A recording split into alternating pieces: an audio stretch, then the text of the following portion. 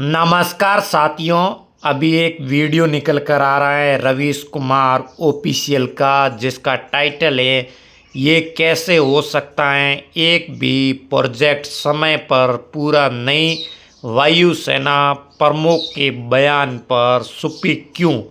इसको लेकर रवीश कुमार ने पूरा वीडियो बनाया, उस पर अपन रिएक्ट भी करेंगे। उससे पहले आप लोगों ने हमारा यूट्यूब चैनल सब्सक्राइब नहीं किया तो यूट्यूब चैनल को सब्सक्राइब कर लें और वीडियो को पूरा देखें। भारतीय वायुसेना के प्रमुख फरवरी महीने से लगातार कहा जा रहे हैं कि वायुसेना का एक भी प्रोजेक्ट समय से पूरा नहीं हुआ है। पता होता है कि पूरा नहीं होगा, फिर भी कॉन्ट्रैक्ट साइन होगा। वायुसेना प्रमुख इस बयान का क्या मतलब है, क्या इसलिए ध्यान नहीं दिया जा रहा है।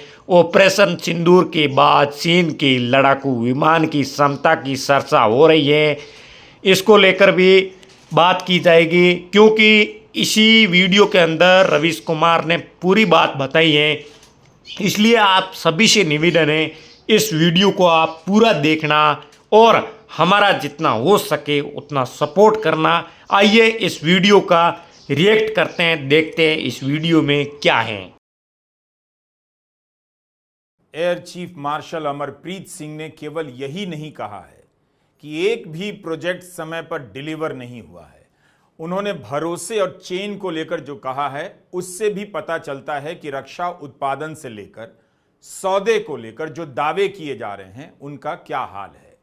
इस वीडियो को क्रम से देखते चलिए, आपको पता चलेगा कि जिसकी बात अब वायुसेना प्रमुख कर रहे हैं उनके पहले के वायुसेना प्रमुखों ने क्यों नहीं की, क्यों नहीं खतरे की घंटी बजाई गई और क्यों चुप्पी साध ली गई। यह भारतीय वायुसेना का प्रमोशन वीडियो है। इस वीडियो में उड़ते लड़ाकू विमानों और पायलट का शौर्य तो खूब नजर आता है, लेकिन क्या यही वायुसेना की वास्तविकता है? क्या हम वायुसेना की सच्चाई को ऐसे जोशीले प्रमोशनल वीडियो से आगे देखने के लिए तैयार हैं? एयर चीफ मार्शल के बयान को लेकर पढ़ते हुए हमें ऐसे लेख मिले जिनमें साफ साफ और कई बार कहा गया है कि वायुसेना की क्षमता का विकास नहीं हो रहा। कुछ लोग लिखने का जोखिम उठा रहे थे, मगर गोदी मीडिया ने देश को अंधेरे में रखा। रक्षा मंत्री और प्रधानमंत्री मोदी ने जोशीले भाषण देकर काम चला लिया, लेकिन जो तैयारी करनी चाहिए थी उस पर खुद वायुसेना प्रमुख से लेकर रक्षा एक्सपर्ट सवाल उठा रहे हैं। हम यह सब इस वीडियो में बताने जा रहे हैं। 29 मई को वायुसेना प्रमुख ने केवल यही नहीं कहा कि एक भी प्रोजेक्ट समय पर पूरा नहीं हुआ। हमने उनके भाषण के एक हिस्से का अनुवाद किया है और चाहते हैं कि पहले आप उस हिस्से को ध्यान से सुनिए कि air chief marshal Amarpreet Singh ने वहीं पर मौजूद रक्षा मंत्री राजनाथ सिंह के भाषण के जवाब में क्या कह दिया। रक्षा मंत्री राजनाथ सिंह शक्ति और संयम की बात कर रहे थे कि भारत ने दोनों का शानदार उदाहरण पेश किया है, लेकिन वायुसेना प्रमुख उस संयम को अपने तरीके से रखते हैं और इसके लिए ब्लैक शिप के मुहावरे का इस्तेमाल करते हैं। ब्लैक शिप को ब्लैक शिप तब कहा जाता है जब किसी भी ग्रुप में कोई एक ऐसा होता है जिसकी वजह से उस ग्रुप को खतरा हो सकता है, शर्मिंदगी उठानी पड़ सकती है, नुकसान हो सकता है, तो समय से पहले ब्लैक शिप की पहचान कर ली जाती है। पता कर लिया जाता है कि यही वो है जो कमजोर कड़ी का कारण बन सकता है। तो यह मतलब है कि ब्लैक शिप को ब्लैक शिप कहने का। एयर चीफ मार्शल कहते हैं कि रक्षा बल के लोग भी बहुत संयम रखते हैं कि ब्लैक शिप को ब्लैक शिप ना कहें।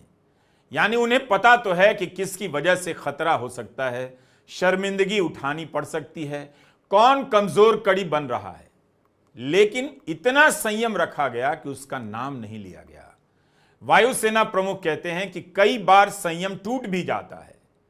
हमें उस संयम के धागे को वहां तक खींचकर देखना चाहिए कि टूटने की नौबत ना आए। समझिए इस बात को। रक्षा मंत्री वहीं बैठे हैं और वहीं पर वायुसेना प्रमुख ब्लैक शीप के उदाहरण से अपनी बात रख रहे हैं।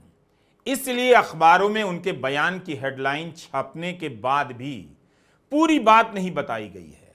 पता नहीं लगाया गया है कि भारत की सुरक्षा तैयारी में ब्लैक शीप कौन है। इसमें कोई शक नहीं कि मोदी सरकार सेना की कामयाबी को लेकर राजनीति करती है, लेकिन इसमें भी कोई शक नहीं कि वह इन सवालों के जवाब भी नहीं देती।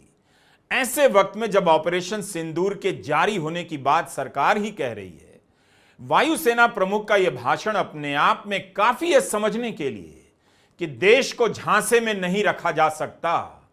वायुसेना प्रमुख ने बेहद शालीनता के साथ इशारों में और प्यार से वायुसेना की स्थिति आपके सामने रख दी है, और जो सरकार रक्षा तैयारियों को लेकर दिन भर तमाम दावे करती है उसका चेहरा भी आपको दिखा दिया है। अखबारों में छपी यह हेडलाइन साफ साफ कह रही है कि एक भी प्रोजेक्ट समय पर डिलीवर नहीं हुआ।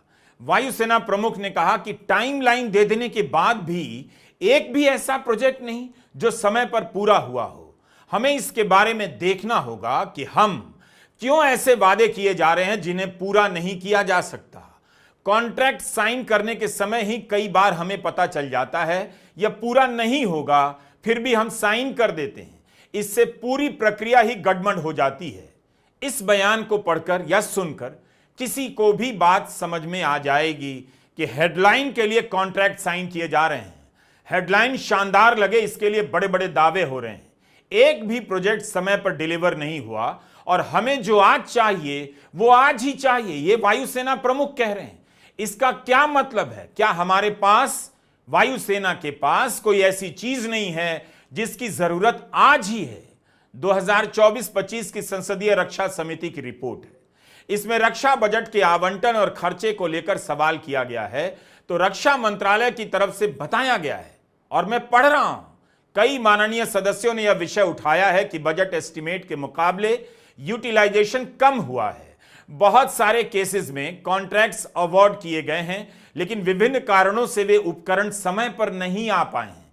मैंने रशिया का जिक्र किया है, उनके पास से 5 S-400 सिस्टम्स आने हैं जो कि बहुत भारी कैपिटल एक्सपेंडिचर है, जिनमें से 3 सिस्टम्स आ गए हैं और 2 हेल्ड अप हैं क्योंकि उनका विवाद शुरू हो गया है, जिससे वे समय पर कॉन्ट्रैक्ट्स नहीं दे पाए। वैसा ही कुछ इशू इजराइल के उपकरण के साथ हुआ। माननीय सदस्यों ने HAL का भी जिक्र किया है। उस केस में सप्लाई चेन इश्यूज के कारण डिलीवरी में डिले हुआ है। इन कारणों की वजह से हम पिछले साल बजट एस्टिमेट का पूरा यूटिलाइजेशन नहीं कर पाए हैं। अभी भी हमारी कोशिश है कि हम ज्यादा से ज्यादा कॉन्ट्रैक्ट्स अवार्ड करें और जो वास्तविक बजट अनुमान है उस तक पहुंचने या उसको पार करें। यह रिपोर्ट संसदीय समिति की है, इसी साल 17 मार्च को पेश हुई है। रक्षा मामलों पर संसदीय समिति के अध्यक्ष कौन हैं? बीजेपी के सांसद राधा मोहन सिंह। इसमें लिखा है कि बहुत सारे कॉन्ट्रैक्ट पूरे नहीं हुए।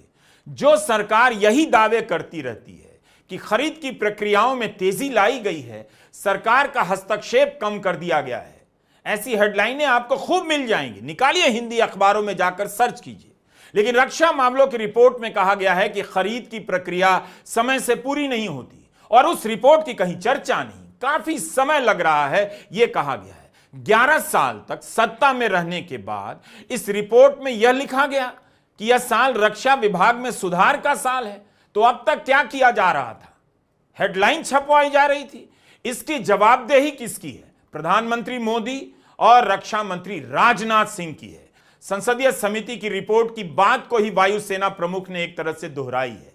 क्या उनकी बात का यह मतलब निकल रहा है कि वायुसेना ने अपनी बहादुरी से मुकाबला और हमले का सामना तो खूब किया, लेकिन तैयारी जैसी होनी चाहिए थी, जो सामान होने चाहिए थे वो नहीं हैं, आगे मुश्किल आ सकती है? अगर वायुसेना के प्रमुख को यह कहना पड़े, कम से कम रक्षा मंत्री को इसकी जवाबदेही लेनी चाहिए, जवाब देना चाहिए। वह 6 साल से भारत के रक्षा मंत्री हैं। Mint, Economic Times, Hindustan Times, Moneycontrol में छपा है कि वायुसेना प्रमुख भारत सरकार की कंपनी हिंदुस्तान एरोनॉटिक्स लिमिटेड की तरफ इशारा कर रहे हैं। कह रहे हैं कि फरवरी 2021 में करार हुआ था कि यह कंपनी 83 तेजस MK-1A फाइटर जेट बनाकर देगी।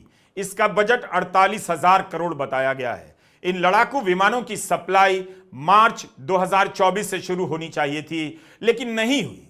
लिखा है कि आज तक एक भी विमान की सप्लाई नहीं हुई।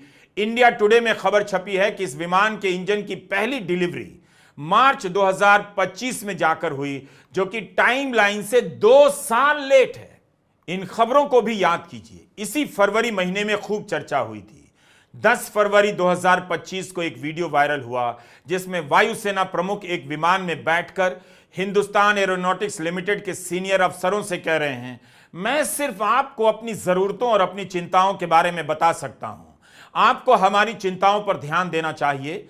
आप हमारी चिंताओं को दूर कीजिए और हमारे भरोसे को बढ़ाइए। इस वक्त मुझे HAL को लेकर भरोसा नहीं हो रहा। HAL हमारी अपनी कंपनी है। हम सब ने यहां काम किया है। मैंने भी यहां अस्थायी पायलट के रूप में काम किया है, लेकिन HAL मिशन मोड में नहीं है। हर बात का एक ही जवाब मिलता है, हो जाएगा, करेंगे। मुझे कहा गया था कि जब मैं यहां आऊंगा तो 11 तेजस Mk-1A तैयार होंगे, लेकिन एक भी तैयार नहीं है। इसलिए वायुसेना प्रमुख के बयान को वायुसेना से जुड़ी तमाम खबरों के सहारे जोड़कर देखिए। अगर फरवरी 2021 में करार हुआ है कि मार्च 2024 तक 83 लड़ाकू विमान दिए जाएंगे, लेकिन एक भी नहीं दिया गया, तो यह किसकी जिम्मेदारी है? फरवरी में जब एयर चीफ मार्शल ने HAL को लेकर बयान दिया, तब अप्रैल महीने में कारवां पत्रिका में रक्षा विशेषज्ञ सुशांत सिंह ने विस्तार से इस पर लेख लिखा है। सुशांत दिखा रहे हैं कि भारत की वायुसेना में नए विमानों की भर्ती पिछले 10 साल में घट गई। जिस रेट से नए लड़ाकू विमानों की भर्ती होनी चाहिए थी, उस रेट से नहीं हो रही। चीन ने दिसंबर महीने में अनधिकारिक तौर पर 6ठी पीढ़ी के 2 जेट विमान लॉन्च कर दिए। बताया जा रहा है कि इस विमान के कारण चीन अमेरिका से भी एक हाथ आगे चला गया है। लेकिन एयर चीफ मार्शल ने जिस का विमान की बात की है, उसकी प्लानिंग ही अभी तक चल रही है। 5वीं पीढ़ी का यह लड़ाकू विमान 2035 के आसपास ही तैयार हो पाएगा। तब तक चीन और भी आगे निकल चुका होगा और उसकी मदद से पाकिस्तान भी मजबूत हो जाएगा।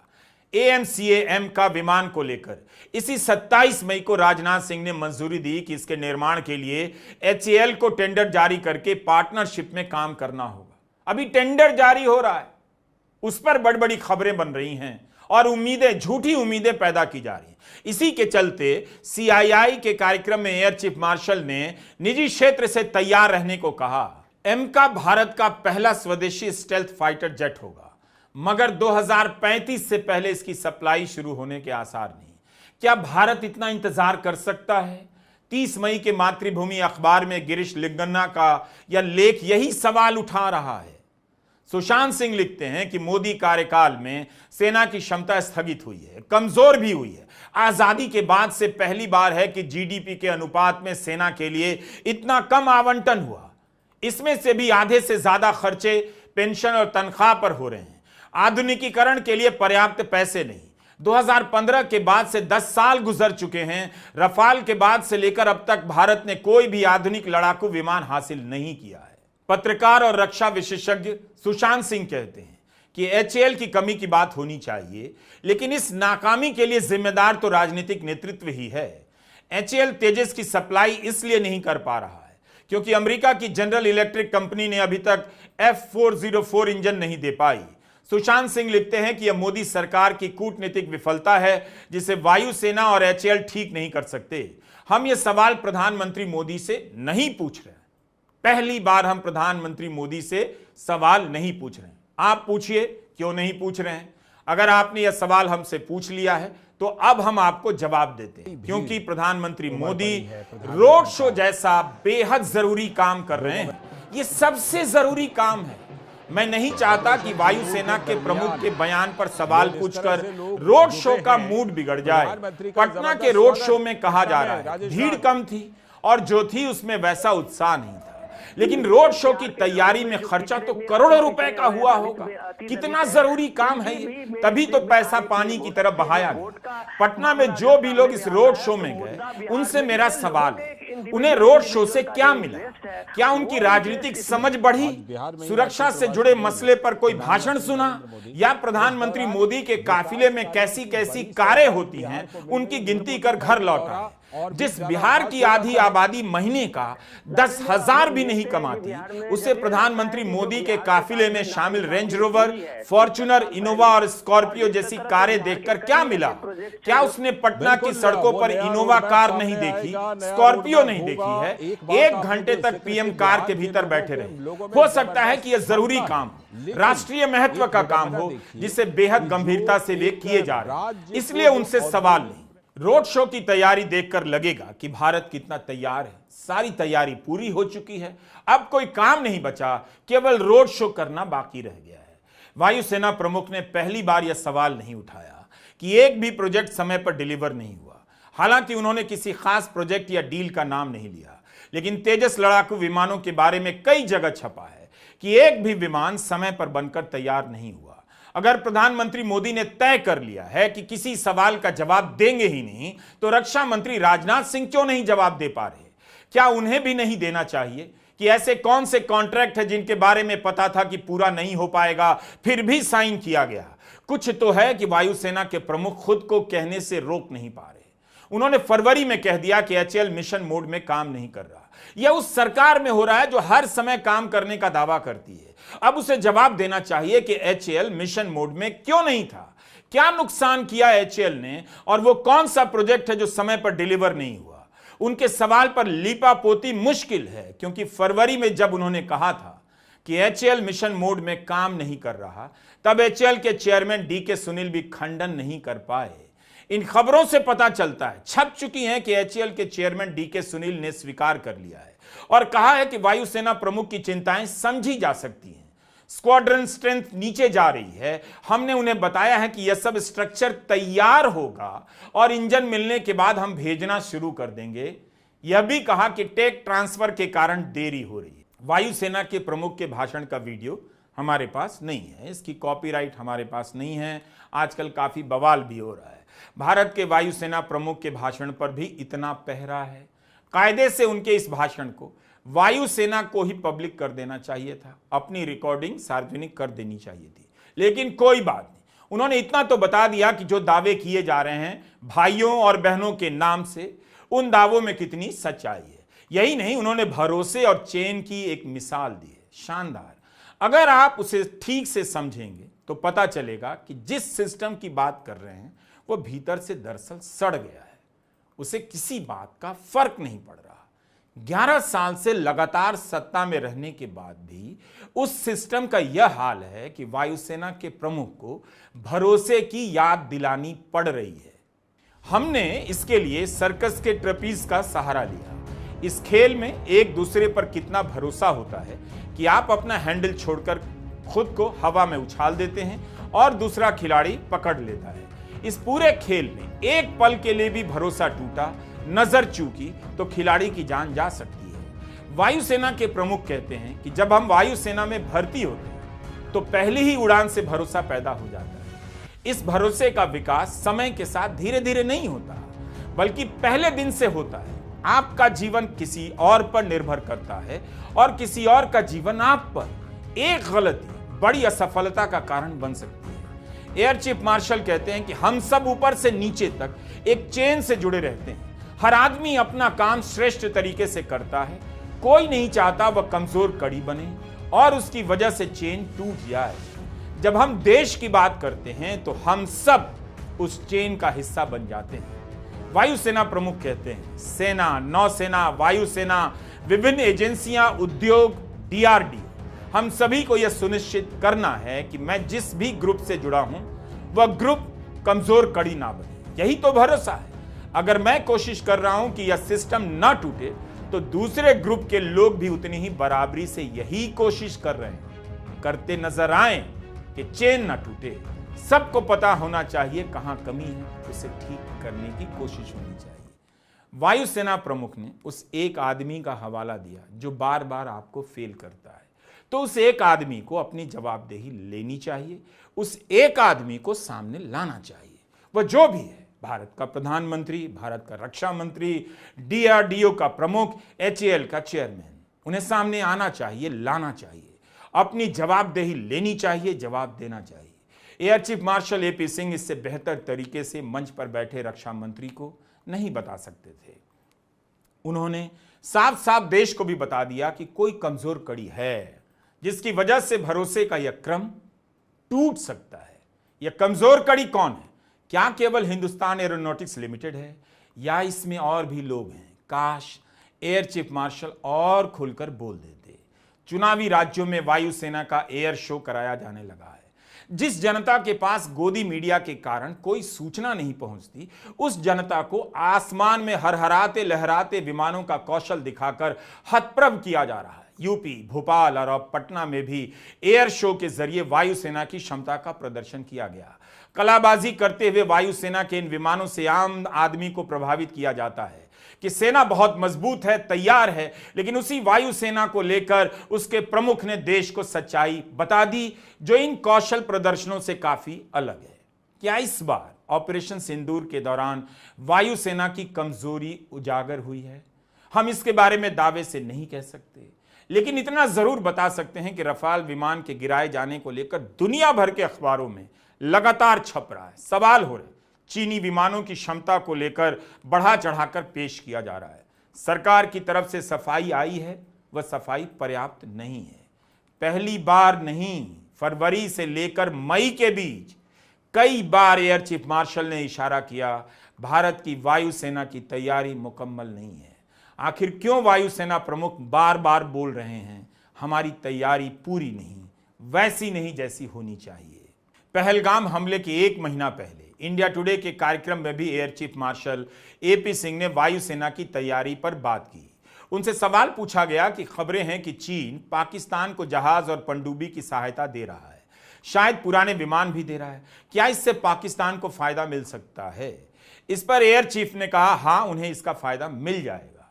अगर हमने ऐसी टेक्नोलॉजी हासिल नहीं की तो हमें यह सब तेजी से करना होगा ताकि जरूरत के वक्त इधर उधर ताकने झांकने की नौबत ना आए। मार्च के महीने में कह रहे हैं चीन पाकिस्तान को जो विमान दे रहा है उससे फायदा मिल सकता है और हमें इस टेक्नोलॉजी का मुकाबला तेजी से करना होगा। ऐसी स्थिति क्यों आई? हमने ऐसी टेक्नोलॉजी तेजी से क्यों नहीं हासिल की? और चीन के विमानों के जवाब में टेक्नोलॉजी हासिल करने के लिए कितना वक्त लगेगा? क्या हम साफ साफ इस पर बात कर सकते हैं? सरकार से उम्मीद कर सकते हैं कि वह जवाब देगी? फरवरी 2023 में राहुल गांधी ने लोकसभा में हिंदुस्तान एरोनॉटिक्स लिमिटेड को लेकर काफी कुछ कहा था, जरा सुनिए। कल मैंने प्रधानमंत्री को एचएएल में देखा। प्रधानमंत्री जी ने कहा कि गलत आरोप लगाया, मगर रियलिटी तो यह है कि एचएएल का जो कॉन्ट्रैक्ट था 126 हवाई जहाजों का, वो अनिल अंबानी को चला गया। अब देखिए, और ये जो फ्यूचर एंटरप्रेन्योर्स हैं, जो बिजनेस स्कूल हैं, हार्वर्ड यूनिवर्सिटी जैसे स्कूल हैं, इनको इसकी केस स्टडी बनानी चाहिए, शायद बने। How to use government power to build individual businesses, case study.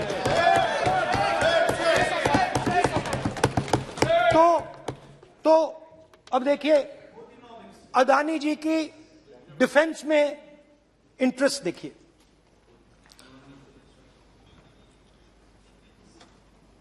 Elbit company के साथ हिंदुस्तान में अदानी जी ड्रोन्स बनाते हैं।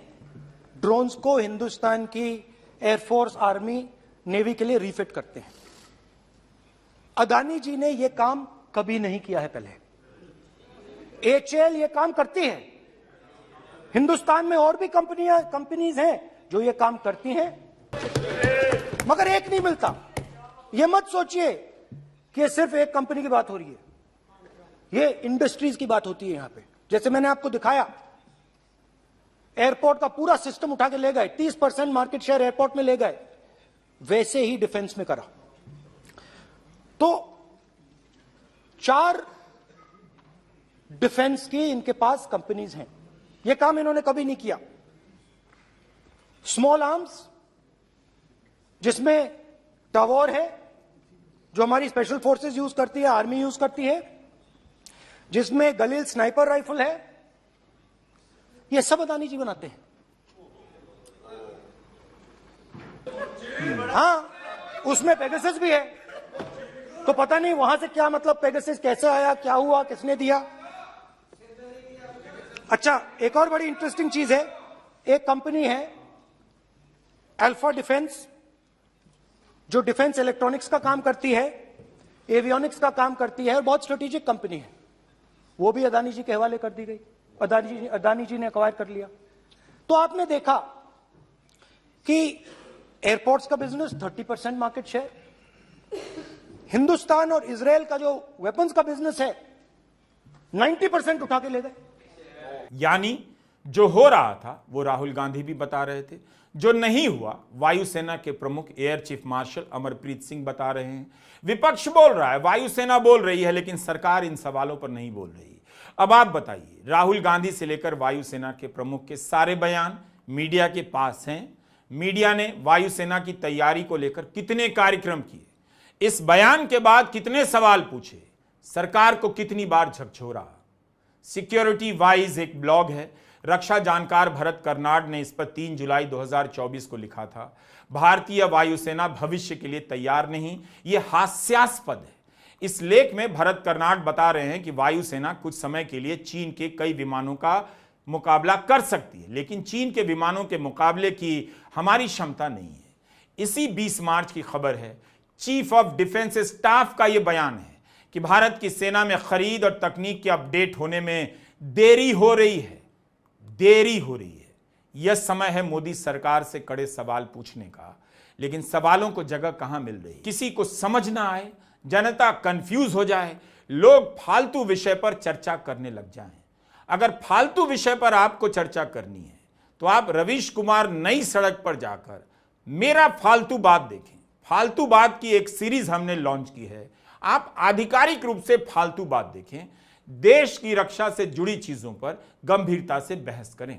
लेकिन सरकार या बीजेपी ऑपरेशन सिंदूर के बाद घर घर सिंदूर के जरिए लोगों का ध्यान हटाना चाहती है कि सेना को लड़ाकू विमानों और जरूरी उपकरणों से लैस करने में सरकार कई जगहों पर फेल नजर आ रही है, कई जगहों पर सुस्त नजर आ रही है।